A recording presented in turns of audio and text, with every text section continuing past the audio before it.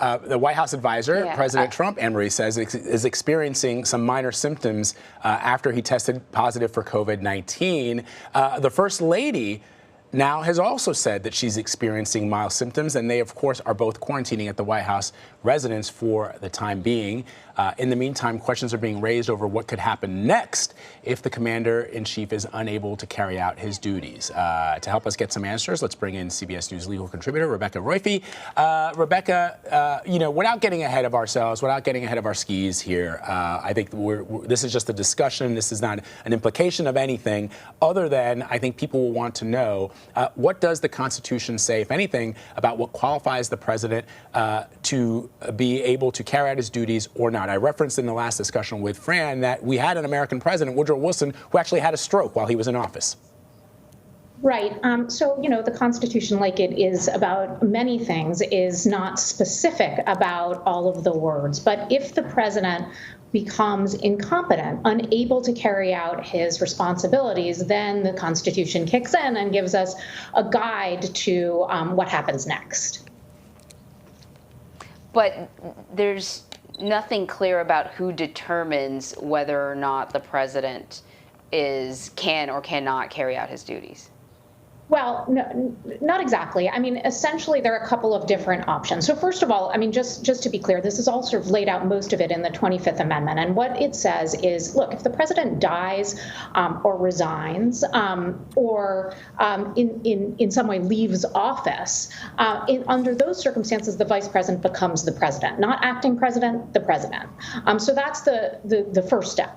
I don't think we're looking at President Trump dying. As you said, this is purely speculative, but if that were to happen. Now, if short of that, there are two options. One, he could declare that he is incompetent, and that can be a temporary declaration. So he can say, look, for a time, he can go to Congress and say, look, for a time, I'm unable to fulfill my responsibilities. That doesn't mean I'm resigning. It just means I need to temporarily step aside.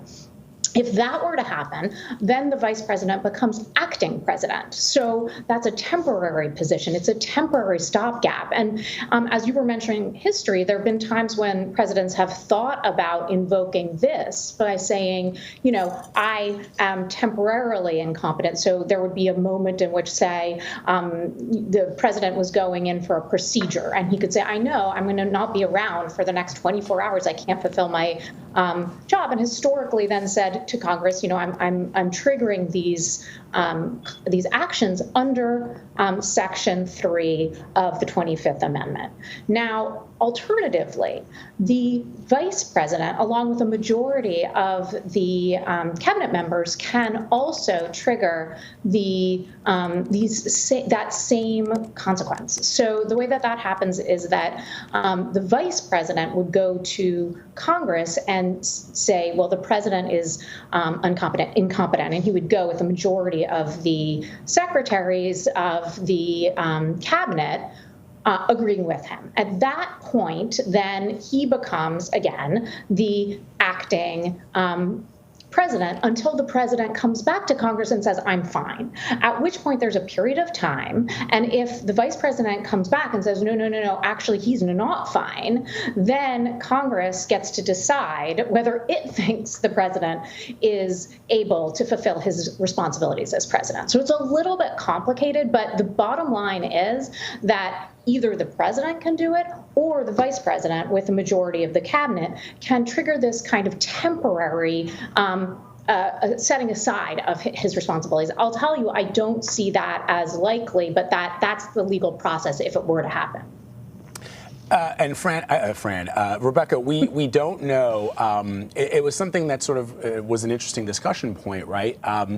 Who ultimately makes that decision? I mean, in this case where we have a medical emergency or a medical situation, it's not clear, right? I mean, is the president the one to make that decision if he's incapacitated, or if and when I say incapacitated, but able to speak and make his thoughts and his words clear, or is it his is it his doctor? Is it the vice president? It's very unclear. Well, and what I really find fascinating. Spouse? Right. And the 25th Amendment, which we mentioned, we should remind people, is a fairly new amendment. It only came about in the 1960s after President Kennedy was assassinated, and there was no way after Vice President Johnson became president to figure out who's going to be vice president after that.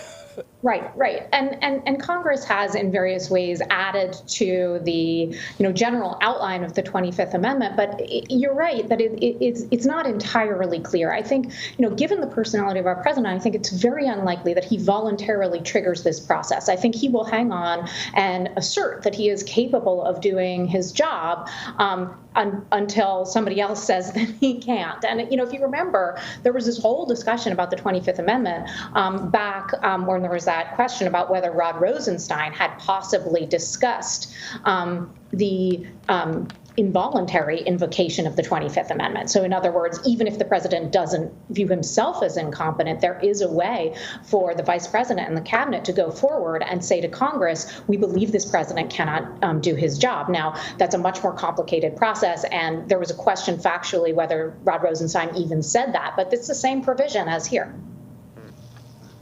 And Rebecca, just out of curiosity, how does it work? If the vice president has to take over, then who takes over for the vice president?